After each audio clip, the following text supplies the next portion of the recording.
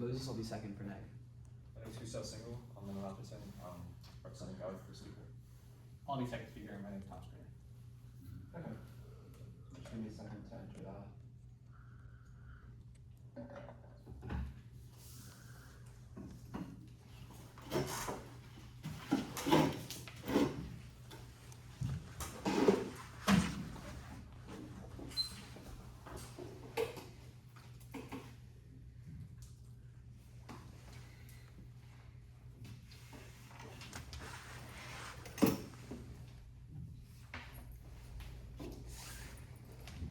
Is anyone not ready?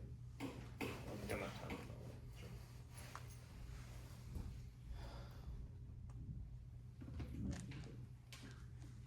It's going to be framing 2 advantages. We affirm the motion, a society that guarantees employment is preferable to a society that guarantees income. 3 overviews here. First, we define a preference as we're evaluating this round via quality of life. Whichever world provides a better net quality of life, that's the framework, that's how you're adjudicating this round. Second, this motion is about practically a job guarantee versus universal basic income. This is the framing of the round. This is how we're going to conceptualize these broader concepts such as a society that guarantees employment versus a society that guarantees income. It's a job guarantee where everyone is guaranteed a job versus UBI where everybody gets a set amount of income. The third is that neither side is really the status quo. I think in this round we have to take the present perspective and look towards future, potential futures that could be, and that's how we're going to position this round. Neither side is the status quo. The first advantage is that UBI is inherently infeasible. First subpoint here is on inflation. UBI of around $1,000 a month for all US adults costs around $3.8 to $4 trillion a year, and this is money that the United States federal government, but specifically other countries around the globe who may not be able to afford this kind of thing, just simply do not have. They cannot provide this, and since inflation is creeping up, since quality of life is getting better and better, you need to increase the amount of money that everyone's getting through UBI, which means in the long term it's inherently unstable. The second is the entitlement problem. Income for free disincentivizes work because A, people often don't want to work, they'd rather prioritize not working if they can help it. So at some point B is that there are going to be higher taxes to fund UBI in the negative world here, which means there are lower incentives to work. If you're taxed more, if you're making more money, then why would you take that extra job? Why would you take that extra step in your career? You just have less incentive to work. The third is on empirics. The subpoint A here is that no country in the status quo has implemented full UBI or anything that's remotely close. Pause time. What was the subpoint B under 2? It's that you have to have higher taxes to fund UBI, which means people are disincentivized to work. Okay. So since in the status quo we see no semblance of UBI even being attempted, I think it's pretty clear that the countries around the world know that it's infeasible. The subpoint B here is that guaranteed jobs, on the other hand, do exist in countries like India, Austria, and Brazil. And then there are also temporary instances of guaranteed jobs. For example, the GI Bill after World War II in the United States. We're just looking to a world where this would be universalized. The fourth here is that an income guarantee is easier to exploit. It requires more checks on the government, and it's impossible because there are a ton of administrative burdens and court clog that we see in the status quo, all these court cases, all these policies being passed. And I think for the 365 million Americans within the United States and for the billions of people around the world, if each government had to focus on UBI as a central issue, they wouldn't be able to dedicate time to actual policies and things that affect the everyday person besides UBI. The bottom line here is that feasibility is necessarily a prerequisite to preference. We can only prefer a world that is actually imaginable. I can say I prefer to be a divine being, but that creates nihilism because I know I'm never going to become a divine being. Why would we strive for a world that can never exist? We shouldn't do that. We have to be realistic with our ideas. The impacts we want to highlight is first, economic collapse. Runaway inflation leads to economic collapse and millions of debts because, I think this is pretty intuitive. If you are stuck in poverty or your country fundamentally cannot support the millions of people within it, then that means that's widespread decline in quality of life and mental health. The second is the double bind. Either UBI is funded through debt, which expands into money supply and creates more inflation, which creates a spiraling effect, or 2, it's funded through taxes, which means it has it has no net economic impact. The second advantage here is on agency. The first subpoint is that agency needs structure. Subpoint A.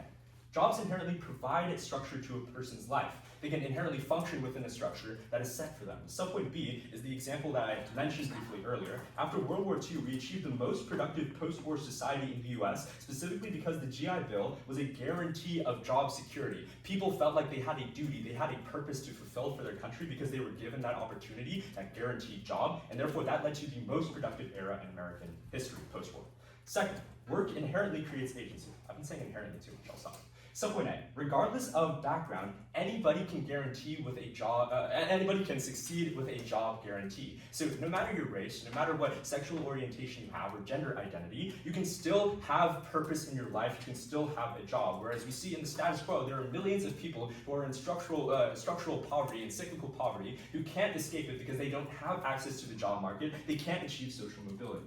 The subpoint B here is that UBI assumes that people in structural violence can simply escape it through capital, through receiving a paycheck every month. But there's no upward mobility possible in that world. It's those who benefit from the system are going to stay at the top. Those at the bottom can only be satisfied with the check they receive every month. The subpoint sure. Doesn't a stable income enable you to change your material conditions that you're not in a situation where you're undergoing structural violence? If you receive the bare minimum every single month and the government tells you, hey, you're allowed to live, you shouldn't be in structural violence, I think that's inherently bad because like those who benefit from the systems are still on the top. They're still getting the most high-paying jobs because those at the bottom aren't able to get these jobs in the first place. Subpoint C. Studies on long-term unemployment in post-industrial towns like Youngstown, Ohio, prove that even when jobless communities are subsidized, a loss of work creates horrible outcomes in both civic participation and mental health. People are rotting in their homes all day because they have no purpose to their lives without their work. The third subpoint here is on dependency. A, agency. Agency means believing your actions matter. UBI, on the other hand, pays unconditionally. Regardless if you go out and you do something productive for society or you stay home all day, everybody receives some baseline level of paycheck, which means that curbs agency. Subpoint B here is without a job, you feel like a parasite. Your very existence is subsidized on the state, which means that any negative event that happens to the state, a war breaks out or there's some economic collapse, you feel like your very existence is itself jeopardized. And that is antithetical to agency, because if you're constantly compromised every second of every single day by the possibility that the state collapses, you are never able to live a fulfilling life. POI? No thank you. The impacts. The main impact here is agency, and this is the internal link to utilitarian calculus because you can't even evaluate whether an impact is true in the first place if you don't have the agency to make that distinction. We have 4 mechanisms here. The first is psychological well-being. Feeling like you matter is internally what gives you agency because you get the ability to stay within a job structure and create that upward mobility. The subpoint B here is social integration. You get more connection to your communities and more incentive to spend time with people like coworkers, which increases the chance that you can build this mental stability in your life because you have people who can support you. You create more networks. The subpoint C is structural violence. I think you should look to structural violence first because we must assume the worst. We take a privileged position here in debate, so we must rectify the wrongs that have been caused upon people who suffered from structural violence in the past. The fourth mechanism here is that civic engagement.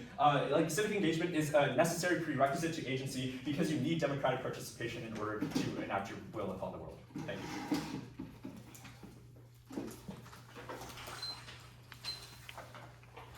Okay, cool. This is going to be framing, and then 2 contentions from the neg, and then down the F.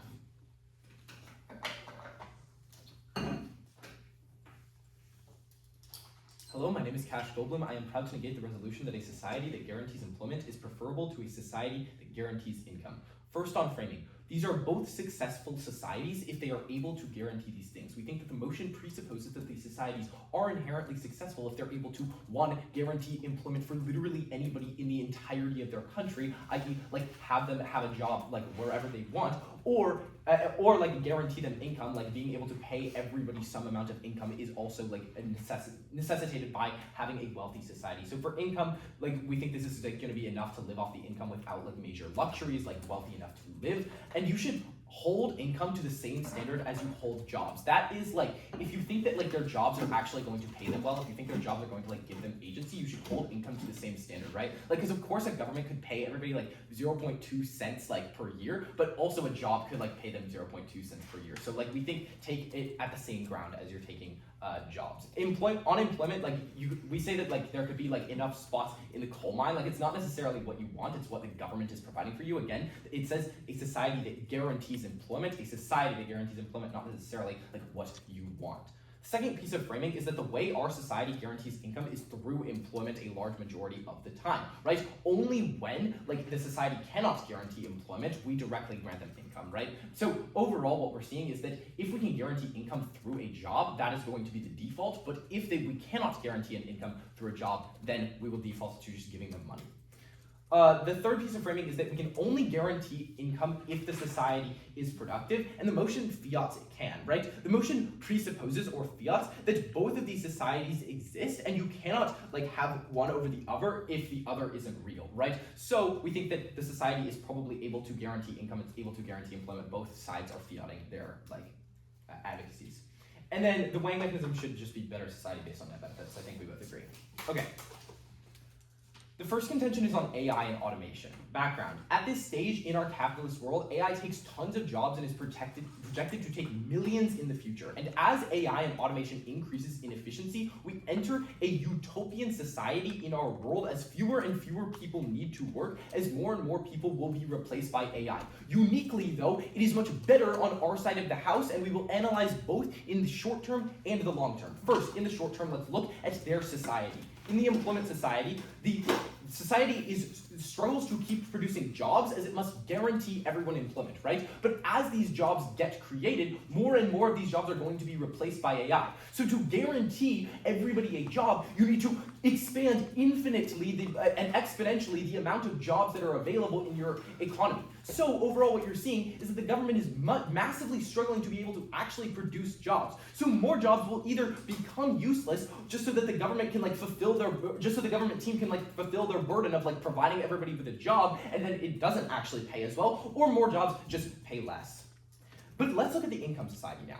So as AI replaces jobs and works them more efficiently than humans, I think both sides would probably agree that AI works more efficiently than humans on a massive majority of jobs, we see more people switching to getting guaranteed government income, right? That's when we see this majority UBI that they talk about in our world. But we think that's really good. We think that this is a much greater efficiency of government money spent and more efficient innovation as AI does a better job than humans. So, in the long term, the employment society falls behind because of a lack of switching to AI. The society stagnates as opposed to other societies where people work in coal mines for the rest of their life just so people can just so the government team can guarantee them an income. You can look to the Industrial Revolution as an example of this. Look, a lot of people wanted to keep old-timey jobs and not have to industrialize, but look what happened to the societies that did not industrialize. They are third world countries. It is impossible to be able to actually keep up in this world if you are not actually automating and allowing for more efficient ways of production. But the income society, AI replaces all of the busy work and does them better than humans, and the society exponentially grows where only the knowledge workers remain necessary. This allows for greater production because it means that AI is doing jobs much more efficiently than humans, and it allows for the society to have a greater quality of life in the long run because the only things that are necessary are knowledge workers, and the rest of the society is getting UBI and universal basic income. Yeah. Okay.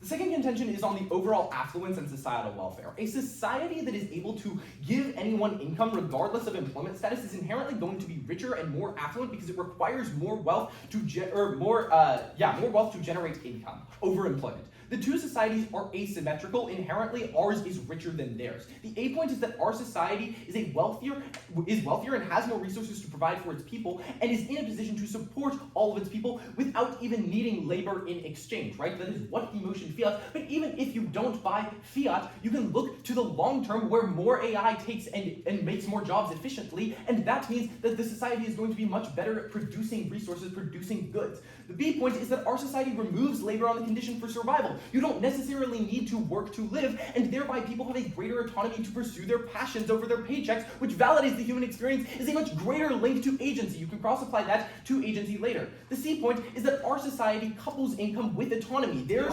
conditions income, no thank you, on, I'll take it at the end if I have time, on potentially awful labor. I would much rather get paid automatically than get paid for working in a coal mine. But the D point is that our society uplifts people who just cannot work and that it's impossible for them to find a job. Yes, they might try to be able to guarantee these people a job, but it's going to be much harder to guarantee somebody a job who literally cannot work. The impact is that our society is inherently more prosperous, where survival is guaranteed and people can steer free towards what they love. So maximizing the benefit of each individual insofar as what they do what they can do most benefits them. Okay, I'll take it up. Their first contention is that UBI is infeasible. Okay, first you can look to the fiat block that I have on my overviews. Again, we think that both of these societies are inherently fiating that this thing can exist and fiating that it is going to be good. We think that because you are holding them to the same standard, otherwise these jobs are going to pay them 0.2 cents an hour and they are not actually going to be able to get anything done or produce it all. And so the only benefits that you can grant them are maybe civic engagement, but that's it. But even if fiat doesn't work, we solve long term. Again, you can cross-apply what I already said about how when you have a more efficient society, you are actually going to have a feasible UBI. You are going to be able to pay people more once you automate their jobs and once you produce more goods. It is going to be much better for you. They tell us that it disincentivizes work. Okay, both of these are future scenarios. Again, hold these to the same standards. You're probably not disincentivizing work. In fact, we think you can turn this. You probably disincentivize work more on their side of the house if you guarantee them a job that they don't even want. I don't want to go work in a coal mine for 0.2 cents an hour. I would much rather do something that I'm passionate about. I would much rather create pottery or work in philosophy rather than try to work in a coal mine. And then on empirics, the NPDL rule states that you should evaluate arguments with empirics as the same. Without empirics, you can just kick empirics. In general, you should evaluate this argument on face just warranting. Okay. No, thank you. Protected time.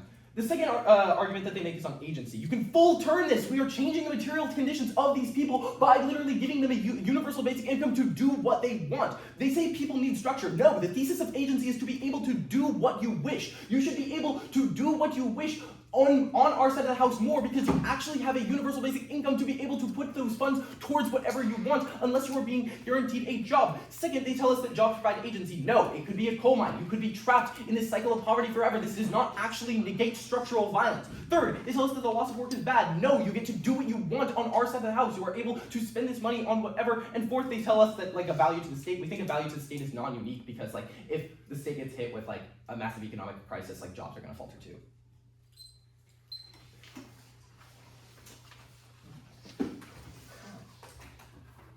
All right, I have 8 minutes. Quickly off time, I guess I'll go through their framework and then their condition starts. Everybody? So framework in that case is F case? Yeah, in that case, that case. Awesome. All right. My time will start in 3, 2, 1. Now, the key argument on the framework is this idea that both societies have to exist via the motion. Again, we don't think this is true. We think that if we prove that that one society is impossible and can never exist, then you shouldn't prefer it because of our nihilism argument. That's the idea that you shouldn't prefer impossible societies because that destroys your mental health because you're preferring something that you can never actually have, and not being able to attain something means that you're always striving and you're always looking for something and wanting, but you can never actually be fulfilled. So again, that means that our first contention is sort of a prerequisite to anything actually happening. If their society is unfeasible, it doesn't matter. The fiat argument doesn't matter. Maybe it's fiatable for the extreme short term, but eventually it collapses due to inflation because it's not feasible in the long term. It doesn't matter. These societies physically cannot exist, so we can't prefer them. All right, next on their argument about how income means only enough to live off of. Again, I'd like to extend this definition. That means you can't be spending things on things like hobbies or other things like that, so they don't really get access to agency. You're only able to subsist. Look to areas like the UAE, I'll take it at the end, where people get subsidized out of the oil industry and are just barely able to buy meat, but not really able to engage in arts and crafts or other hobbies that they might want to. All right. yeah, the other stuff. Oh, also they claim that typically they're going to be guaranteeing income through employment. So basically what this means is if they're guaranteeing income through employment in the status quo before AI takes over everything, then if we prove that AI doesn't take over everything, there's no difference between the negative advocacy and the AF, so you presume AF because they've not met the burden of disproving us. Next on the AI, I have 8 responses. First, we think that the World Economic Forum projects 170 million new jobs created in 2030 compared to just 92 million jobs displaced as a result of AI. Secondly, we think that current displacement is tiny. Only 35,000 out of 160 million workers in the United States are displaced as a result of AI. Third, we think that care work, things like folding clothes or taking care of old people or teaching children, is AI-proof because people always want a human connection, which is impossible to generate with a machine. Fourth, we think there's an ontological claim about human desire. Stop time. Yeah. Sorry, can you slowly read the tags, just the tags for each of these points? Okay. I'll come up with a tag for the first one, but this is essentially that there's more creation than destruction, and then the second one is that current displacement is tiny. Okay, sorry. Again, slowly. Okay. First one, more creation. Okay. More creation than displacement. Yeah. And then current displacement is tiny. Okay. And then care work is AI proof. Okay. Okay. And what was 4? 4 is, I'm about to get to it, but it's the ontological claim about human desires. Okay. Or ontology, I guess. Alright, I'll continue in 3, 2, 1. Now humans desire like an infinite number of things. That means that even if AI automates 99% of what we do in the status quo, we are going to come up with new desires and new jobs for humans to accomplish. Look to the internet, which 65% of people, I think, have jobs that didn't exist before the internet as a result. We always come up with new jobs that humans can fulfill. 5, there's shrinking populations. You need less jobs in the future, so even if AI is coming up or taking some of them, that coincides with the shrinking of population. 6, look to history. Basically everything, the economic, what is it, the Industrial Revolution, computers, all these sorts of things don't actually reduce the number of jobs. Like computers were supposed to remove bank tellers entirely by automating them with things like ATMs, but in the status quo we see more bank tellers than we did 100 years ago.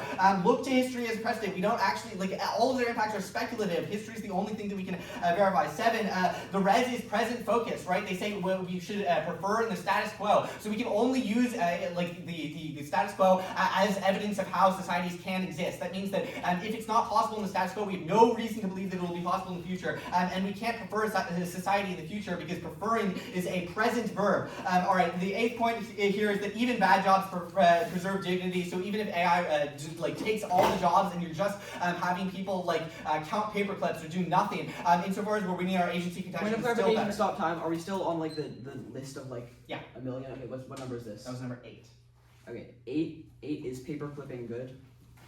Sure, yeah. Okay. Wait, sorry, what was 6? I might have missed it. Natural 6 is on history. Oh, okay. Wait, can you repeat 8? 8 is this idea that even if AI takes over all jobs and you have to create artificial jobs to fill the gap and guarantee employment, that's still better insofar as we're winning our agency contention. Does that make Cool. sense? Yeah, and AI will probably pay for it. So not a big How many? expenditure. How many more of these are there? No, that's not. Okay, awesome. 3, 2, 1. Now, so both their arguments about the short term and the long term don't flow through because, again, if the long term never happens, then the only thing is the short term, in which case the neg is exactly the same as the AF because AI never takes over and you're still guaranteeing jobs or income through jobs. All right, on their second contention about affluence, a bunch of responses. First, they claim that their world is richer than ours. Again, if their world can't exist, then it's not richer. But also, you can just print money, which means that in some versions of their world, they're just printing money and creating huge inflation, which means they're not necessarily more affluent. Second, there's a double bind. We think the UBI fails because they haven't responded to this coming out of the 1AC, which is that either you're taxing people more, which means you're just redistributing income and not creating any real economic benefit, or you're accruing debt, which destroys your economy and means that in the future, there's no ability to actually solve. Also, the society removing labor as a condition to survival doesn't actually have any implications on the agency level because you're still, your survival is still dependent on either not working, in which case you get UBI, or working, in which case you get some sort of guaranteed income. Either way, you don't have the ability to change your current status because you don't have money to spend on other things. Again, we're giving you jobs so you can move up, that sort of thing.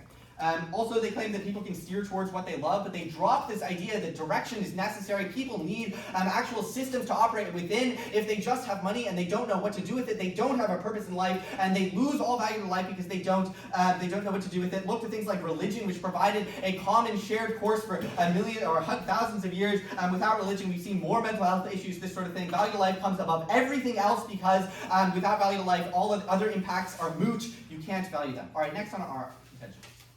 They have two front lines. First, they claim that on the first contention. First, they claim that fiat works, which means that their world is feasible. Again, fiat might work in the set like temporarily, like maybe okay, you can implement these policies in the society. But again, if the society can't exist, we shouldn't prefer it, but it can also exist only temporarily before it collapses. So insofar as they've conceded the inflation argument and the double bind argument, this society will collapse, or it does nothing. Like the policy does nothing, and you're just giving people income. Also, their argument about this turn, they claim that the app world disincentivizes people from working because they don't want to work in coal mines. Again, we think that the vast majority of new jobs created, especially in a world that's like changed by new technology and this sort of thing, isn't going to be in coal mines. It's going to be in like public relations or building roads or this sort of thing. So like those jobs are just as good. Also, they get the same negative impacts on their side. The AI arguments I've already refuted. On the arguments on empirics, they claim that NPDL rule says you should weigh empirics and analytics at the same level. That doesn't mean you disregard all empirics. It just means you give them equal precedent. Insofar as they have no counter-analytics to our empirics, they have no responses, and you can flow that through as though it were a conceded analytic, which means that empirically and sort of, I guess, analytically in this converse model, UBI is not possible. Yeah. Can you explain how the Australian jobs guarantee works? The Australian jobs guarantee. So if you're worried, did we read Australia? Austria. Can you Yes. tell me how that works? So in Austria, if you're willing to work for the state, they're going to guarantee you a income. I'm not sure exactly what the income is, but they're going to guarantee you are able to work building roads, producing infrastructure, that sort of thing. You can also look at things like the GI Bill. Also, like the military is kind of this. If you choose to enroll in the military, you're getting paid. It exists. All right, I'll continue in 3, 2, 1. Now, but also there's an analytic argument about how our world can always exist because when you pay someone for their labor, you are extracting more value from their labor, which means it's always productive. You're always gaining more than you lose. If the AI world actually happens, then AI will be producing so much money that it doesn't really matter what you're losing. So again, our world always exists, theirs can't. Next, on the agency argument, they claim there's a turn because they're changing material conditions. Again, this concedes that agency needs structure. You can't change your material conditions if you have no idea where to go. But also we think that they don't have any money to spend on other things, on amenities, on things that actually create agency and create value to life. They're just subsisting day to day, whereas with a job, you can actually move up in the world. That's the only delta between these two positions. They're basically defending UBI at the extreme end, and we're defending job guarantee on the other end. Again, you can change your material conditions because you can move up, whereas job guarantee is always going to be the minimal required to subsist, according to their definition. Also extend the dependency argument and the structural violence argument. Again, people in poverty, they can't use capital because they live in the middle of nowhere, right? Like capital doesn't really help them. They need to get a job that allows them to move out of their area. They need a job that allows them to come to the same level as the affluent people in society. If their world still exists and there's an income guarantee, what you get is the Saudi princes who have billions and billions of dollars, while the people who don't even work but who sit around at home and have terrible mental health impacts, have no ability or just have a terrible time and can't improve their conditions because they don't have work. Also, agency is a prerequisite to util calculus. This is also conceded out of the 1AC. Okay. Cool. Alright, we're going to start off on framework, clear up the main thing that goes wrong in both speeches. Then I guess we'll go down the neg, and then down the F. Cool. In that case, I'm going to start. Once again, Moses Esterson, second speaker for Berkeley. Once again, I will start my time now. You cannot have a motion where you're able to prefer one thing over another if you assume one just doesn't exist. Look, this might be a silly motion, but nevertheless, in order to prefer one over the other, they both have to exist. Gustav says he might prefer to be a divine being, but that will never happen. Okay, whatever, exactly. I would prefer to be a divine being over being Gustav. That would probably rock. Sure, that will never happen, but when the question is posed, when the question is asked, the answer is clear. The question is asked. We are asked, of these two societies, which one do you like? They're not asking you, do you think it's real? They're asking you, which one do you want to live in? Their only response to this is this point on nihilism. They say you shouldn't prefer something that can never happen because that destroys health. Okay. There are a few responses to this. Number one, no, you should still have dreams, you should still pursue things even though they're unlikely to happen because that motivates you to go further. But second of all, this just fundamentally misunderstands what preference is in the context of like a debate round or a conversation, right? We aren't asking us this question to decide which society we should build. That's not what we're having in this debate. We are using this idea of an employment guarantee versus an income guarantee as a thought structure, as a thought experiment to interrogate our own values and decide what we as human beings and debaters in this round value. I'm not creating that. They're clearly not becoming more nihilist just because they're imagining a world that's super good. Instead, we're actually learning about our values. We're having this incredible conversation about agency by evaluating these two different rules that are these two different worlds. There's no like nihilism. There's no nihilism here. This doesn't even refute the point. Both worlds are presumed to exist. Now, they also say that they also make this point that even if like we presume both worlds to exist, our world only exists for like a minute or whatever. Okay, look, a society that like gives everyone income for 2 months and then doesn't anymore isn't actually a society that's guaranteeing income because you aren't guaranteed income. That income isn't guaranteed. In fact, in 3 months, it is guaranteed to go away. Thereby, a society that guarantees income, a guarantee implies consistency, it implies stability, so we have to assume that the society is stable in order to evaluate it in comparison with their society. You can't just say, oh, the only society we're imagining is where we print money for like a year, we print money for a year, and then like we go completely bankrupt because that isn't a guarantee, that isn't a stable society, that is not a society that guarantees income, that is a society that gives everyone a lot of money and collapses. That's not an income guarantee. Okay. And furthermore, of course, as society could exist, we're seeing massive AI automation and robotics that's increasing our ability to basically just live in a world where we don't need to work anymore. Okay. That brings me to, they also say it's not much money, you're not getting paid much money in income, sure, but this is exactly paralleled by you might not be getting paid that much money in the job. The job might not pay you that much money, the income might not pay you that much money. These arguments are non-unique. Okay, they say if they can explain that AI is going to take over the world, presume AF because we have no offense and you have to presume AF. First of all, the presume AF argument makes no sense. There's no reason why I should presume the AF over the neg. We're both two equal teams. But second of all, this just doesn't work because even if AI replaces only one job, that's a marginal difference that our world accounts for and theirs doesn't. So there's going to be no presumption that you're going to be working with in this debate. Okay, they read these like 8 random responses. First of all, they're saying AI is creating more jobs than it's destroying. First of all, this might be true in the status quo as like the sort of like jump start to AI happens as we start to build the AIs, but eventually the AIs will be able to build themselves and replace every other job. This trend won't continue. They say right now the scope of this replacement is tiny. Yes, this is true because we're in like the first like 5 years of the AI revolution. Of course, the technology is small right now. It's still getting its bearings, and we're still still a decade or so behind on robotics. Once we develop robotics, we'll be able to put the human, the artificial intelligence in bodies, and they will then be able to transition to doing all manual labor and all work, and there's effectively no job that cannot be replaced.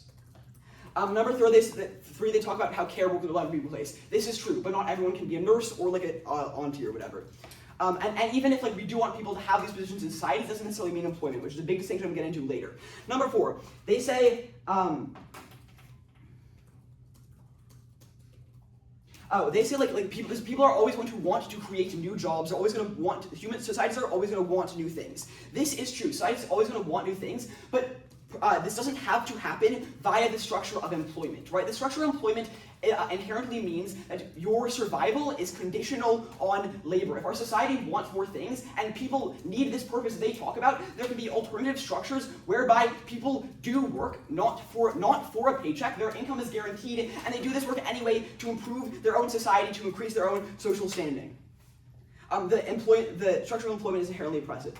Number 5, they talk about shrinking population. Look, number 1, not in most places. Like the population in the U.S. and China might be shrinking, and it might be shrinking in Japan, but it's not shrinking in the United States, and it's not shrinking in all of Africa. And these trends are potentially reversible. And even if this population shrinking happens, it'll be vastly outscaled by the growth of AI, and also as population trends down, the amount of labor we need trends down. So this doesn't work. Number 6, they point out empirics. The Industrial Revolution didn't like actually reduce the number of jobs. Okay, look, because the Industrial Revolution was structurally different insofar as Industrial Revolutions didn't cut out humans from the process, they just changed where humans are. We had humans develop machines and then the machines did things. AI is unique because it is a self-replicating system. AI is already getting to the stage where it can build other AI. Imagine where it will be 20 years from now. You were cutting out humans entirely. What? If you want. No. Their point number 7 was that I don't know what point number 7 was. It wasn't important. It gets outweighed. Their point number it's like only the status quo. Neither of these things is in the status quo. Number 8, they said like even if everyone is paper clipping, this is good per their agency argument. No, even if everyone, if your survival is conditioned on making paper clips in a factory every single day, that isn't true agency. Their idea of structure is just a cleverly disguised form of slavery, and I'm going to talk about this when I get on the agency point. But now let's move to our second contention about it being richer. Again, I've already addressed the clash on how it is structurally, per the wording of the motion, both of these societies need to exist. Now let's get into the responses. They basically say,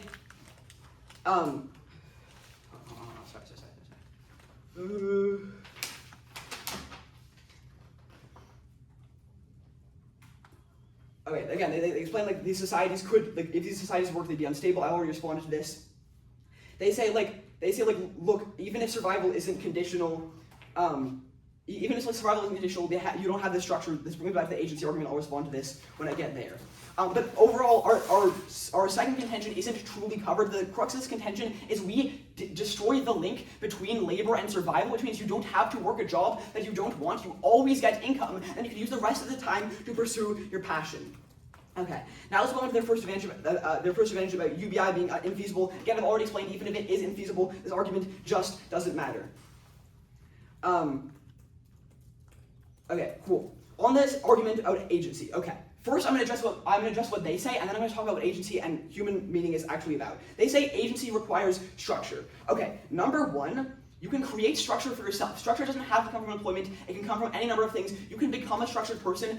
You don't need like some person taking all of your labor and then paying you dimes just to have structure. Number 2, in this world, likely alternative structures would exist. There'll be alternative pathways of life that are structured that people can go through that just aren't conditional on labor. Number 3, you can still work and it's just on employment. You can still do a lot of volunteering for your local community or whatever, you're just not getting paid for it. It's just on employment. Number 4, regardless, let people decide what they want. And number 5, again, agency doesn't need structure. Agency is its own thing. Okay, let's talk about what makes our lives meaningful. Capitalism and, funnily enough, the government team have programmed us to believe that life cannot have meaning without laboring for the capitalist class. This is a lie. Meaning, passion, purpose, and love are things that humans get to define for themselves. And when we destroy the link, the conditional link between labor and survival, humans are actually able to use that time to pursue their passions, pursue what they love, and overall optimize their well-being in the way that is maximally designated towards them because they have full autonomy over it. They get to choose what's best for them. For all these reasons, I could not be prouder to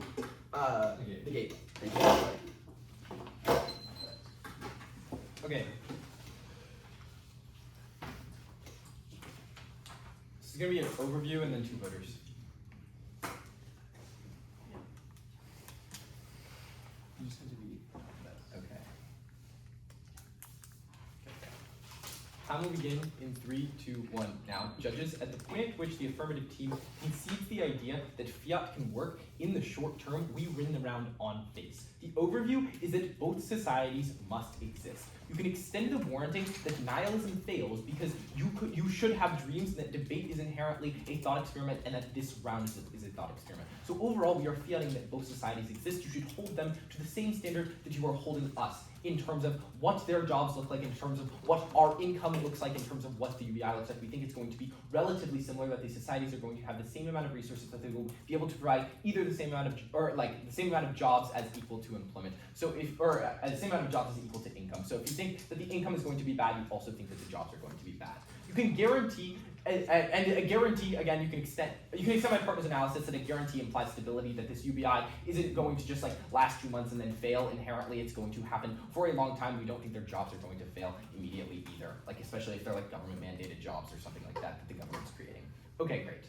The first voter issue is on the short term. Look, at the most charitable level for AF, we still win the short term, and that means we win the long term. Even if we can only fiat this world for a year or 2, that is enough to jumpstart this society into the stratosphere. They concede that AI is inherently more efficient than humans, so the UBI effectively pays for itself. Why? Because they concede that when AI continues to, and maybe even like being more charitable, maybe it doesn't replace jobs, maybe it creates jobs, maybe it just does things more efficiently than humans. When the AI is doing things more efficiently than the humans, you actually get more effective products created, you get more effective economies, and you get a more effective society. That means that the government or the society is going to make more money and thereby be able to pump the UBI full of money. That means that more and more people are going to be able to actually be able to pursue their careers. That means that the UBI is going to get much, much better, whereas their jobs just stagnate and lose in the long term. This outweighs any of the econ spiraling arguments because we simply make more money. We are not spiraling, we are not going into debt, we are just optimizing, we are becoming more efficient, and we are actually able to provide for people. Their world, on the other hand, does spiral as the job quality gets lower and lower until there is no structure nor agency. Why? You can extend the analysis that as AI replaces jobs, their society is going to struggle to keep producing jobs as it must guarantee everybody employment. That means that the government is going to have to massively mandate a ton of jobs to be able to be created, and that means that the job quality is going to get lower and lower. Thomas literally doesn't respond to this, and I put it in my LOC. This goes clean dropped. That means that there is no structure nor agency, and this goes clean conceded throughout the MG. The job quality gets infinitely worse. This clearly outweighs any agency argument on face because there is zero structure on their side of the house, whereas ours has some structure created by us as people, as the people getting the universal basic income, as people who are able to pursue their dreams, their careers. They create the structure for themselves, and this outweighs any of their agency arguments because there is zero structure if the job quality is net zero. Okay. The second voter issue is on the long term. There is no long term for the affirmative because society stagnates. You can extend this conceded analysis from my LOC that the employment society is going to fall behind because a lack of switching to AI. The society is going to stagnate where people work in coal mines for the rest of their lives because literally they are not optimizing. They are not able to let AI replace some of these jobs. They are not able to actually optimize. They are not able to gain efficient resource creation. You can extend this conceded analysis that their society is not going to be able to actually gain any net income. They are not going to be able to improve it all, and they are not going to be able to increase the people's quality of life of the people living in the society. But our society is completely utopian at the end. In the end game, we get basically infinite UBI for people as AI is on an exponential increase, which goes clean conceded by Thomas again. We say that AI is on an exponential increase in the LOC. This goes clean dropped, and so at the point at which we are actually able to exponentially increase the amount of AI replacing busy work jobs and getting things done better than humans, this society is going to exponentially grow where only knowledge workers remain necessary. This allows for greater production, a greater amount of money that we can pump into UBI, and a greater society. On those grounds, I have negated. Thank you. Okay. New sheet, I recommend. It's going to be down their contentions. I'll keep the responses brief, and then voting issues. Is anyone not ready?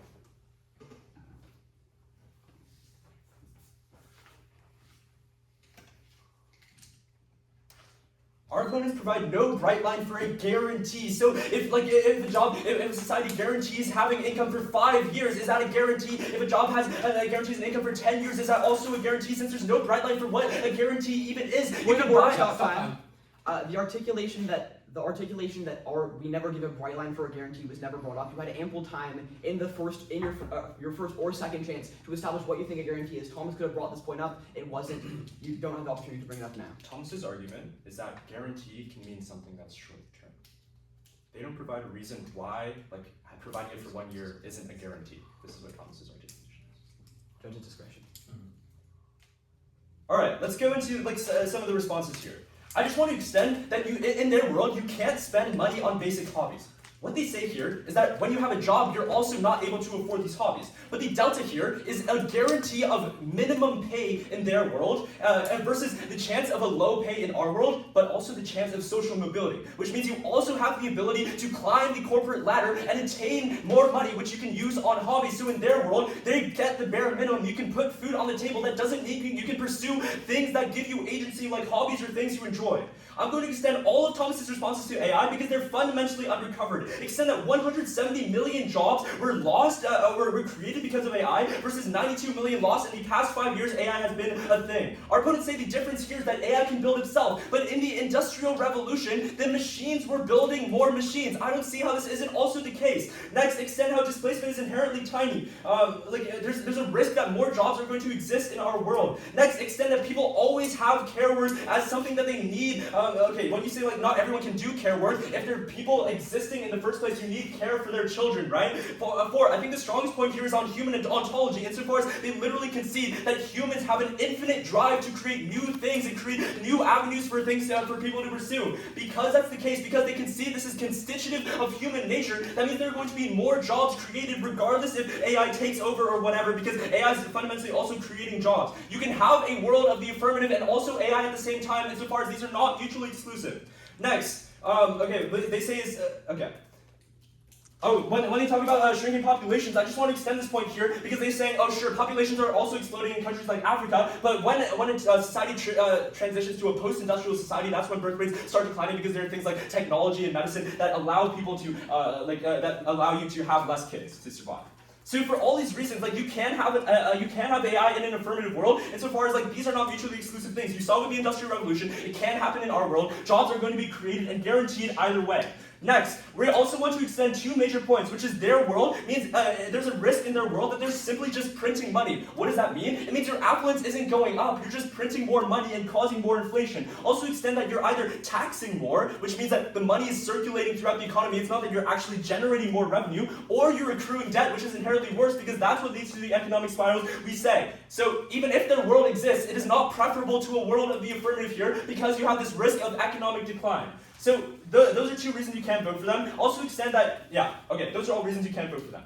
The first voter I want to go for in this round is on nihilism. They have two responses. First is that it's good to pursue your dreams. But if a dream is fundamentally impossible, like I dream to become a god and fly into space, every single day you're not achieving that dream. You're striving for something that's impossible, which means nihilism every single step of the way. It's a constant striving that hurts your mental health. I think the second response here is incredibly damning. They say that this is a model of debate they're trying to pursue. But we're arguing here that this is a horrible model to export to the real world, because in the real world, if you keep trying to strive for something that is completely infeasible or impossible, you are never going to achieve it, which is exported mental health. Pre-fiat obviously outweighs the post-fiat impacts in this round, because if they're setting a horrible model of debate where you're constantly thinking of a utopian world that you're never able to achieve, then that means no debaters can have agency, no debaters can actually function in debate. But the second vote we want to go for is that agency is a prerequisite to any of their utilitarian calculus, because you need to be a rational agent in order to evaluate whether there's positive utility or not. The delta here is they concede. They give the bare minimum pay. You can put food on the table. You can put water in your mouth. You can't afford hobbies because they are not getting rid of capitalism. You still exist in a capitalist society, so you need money to spend on your hobbies. This is something they never interact with. Versus our world has, maybe you're put in a coal mine, which is probably improbable because we don't have coal mines anymore, really. But if you're put in a horrible job, you have the ability to pursue higher things within that job. You can climb the corporate ladder, but most importantly, there's more structure in a job because you have things like social networks. You can fraternize with your coworkers. You can go out and have a beer or whatever, or non-alcoholic beer maybe. They say there are other routes that you can take this out on, for example, volunteering, but that's less of a guarantee than the affirmative world, which guarantees agency. So because the world's infeasible and leads to an economic spiral, but also primarily because they see the agency by running their negative case, you have to vote for us here because you need to have a rational agent, and the only way to achieve agency is to feel like you have structure in life. Extend that Thomas's... Point of order, stop time. The argument that we cede agency by running a negation case. Well, okay. This is probably poor wording on my part. It's not like an actual. Sorry, I kind of misunderstood. Okay. Where was I? Where was I? I was just yapping. You have 10 seconds. Yeah. Okay. Wait. Let me think. Wait, no. Start your time. Okay. Extend the indicts from my first speech that Thomas extends, which is that you have poor mental health in a world where you don't have a job, but also extend Thomas's analysis, where things like religion provide structure for your life, and that is necessary for achieving agency because you feel like your own person, you feel like you have a purpose to your life. Thank you. Good round, guys. Good round. We'll let y'all figure it out. Oh, Thomas. Oh, sorry.